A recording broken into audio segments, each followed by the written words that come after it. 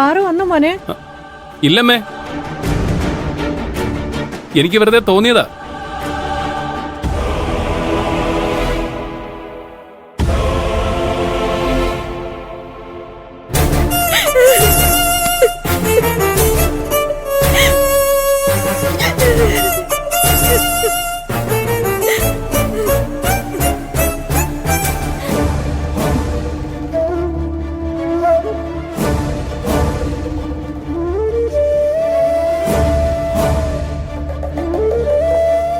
നീ എന്താ നോക്കുന്നെ?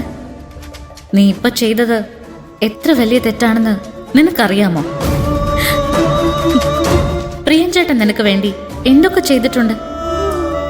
നീ വയ്യാതിരുന്നപ്പോ അദ്ദേഹം നിന്നെ ഇങ്ങനെ നോക്കിയിരുന്നെന്ന് ഓർമ്മയില്ലേ?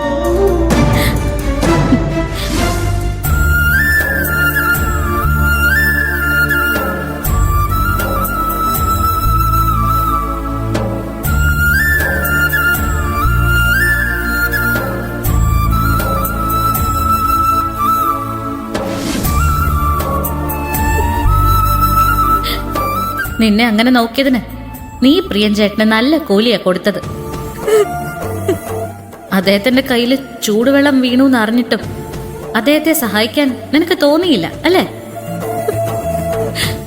നിന്നെ മരുമകളായി സ്വീകരിക്കാൻ താലി പോലും വാങ്ങിച്ചു വെച്ച് അമ്മ കാത്തിരിക്കുക. അവർക്ക് തീരെ വയ്യെന്നറിഞ്ഞിട്ടും അവിടെ ചെന്ന് അവരെ ശുശ്രൂഷിക്കാൻ നിനക്ക് പറ്റില്ല. നിനക്ക് എന്തൊക്കെ പ്രശ്നങ്ങൾ ഉണ്ടെന്ന് പറഞ്ഞാലും ഈ ചെയ്തത് പൊറുക്കാൻ പറ്റാത്ത തെറ്റാ. എനിക്ക് അവരുടെ മുഖത്ത് നോക്കാൻ പോലും ധൈര്യമില്ല. ഇനി എനിക്ക് ആ വീടിന്റെ മരുമകളാകാൻ പറ്റുമോ? അവരെ കണ്ട് ഒന്നും സംഭവിക്കാത്തതുപോലെ പെരുമാറാൻ എനിക്ക് കഴിയില്ല. ഞാനങ്ങനെ ചെയ്ത അതിനേക്കാളും വലിയ ചതി ഉണ്ടാവില്ല. നിനക്ക് അവരോടുള്ള സ്നേഹം സത്യമാണെങ്കിൽ അവരോട് കാണിക്കുന്ന കരുതൽ ചതിയല്ല. നീ ആ വീടിന്റെ മരുമകളാകുമെന്ന് വിശ്വസിക്കുന്നത് കൊണ്ട് അവർക്ക് ആശ്വാസമാവുമെങ്കിൽ അങ്ങനെ ഒരു നുണയുടെ ഭാഗമാവുന്നതിൽ എന്താ തെറ്റ്? ഞാൻ അങ്ങനെ ഒരിക്കലും ചെയ്യില്ല. എന്റെ നാട്ടിൽ നിന്നും ജീവിക്കാൻ വേറെ വഴിയില്ലാതെയാ ഞാൻ ഈ നഗരത്തിലേക്ക് വന്നത്. ഇന്ന് പ്രിയൻചേട്ടനും അമ്മയും എന്നെ കുടുംബത്തിന്റെ ഭാഗമാക്കി സ്നേഹം കൊണ്ട് വീർപ്പ് മുട്ടിക്കുക.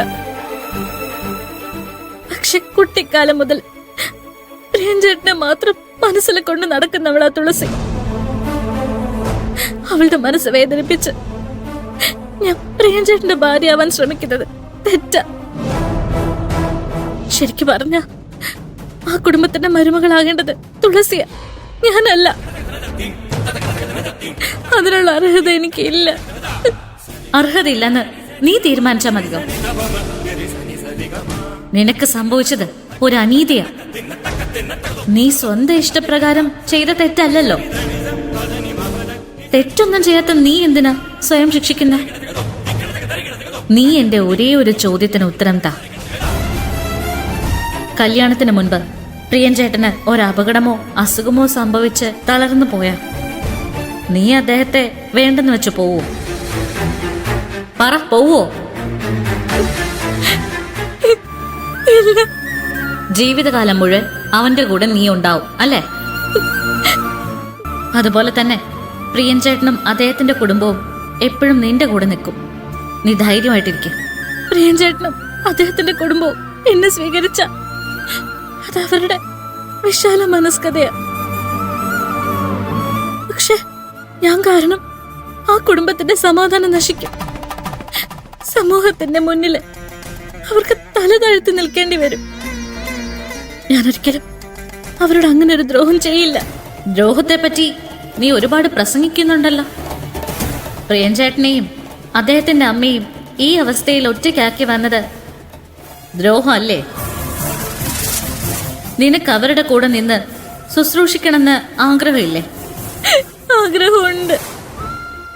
പക്ഷെ ആഗ്രഹിച്ച ജീവിതം നയിക്കാനുള്ള ഭാഗ്യം എനിക്കില്ല.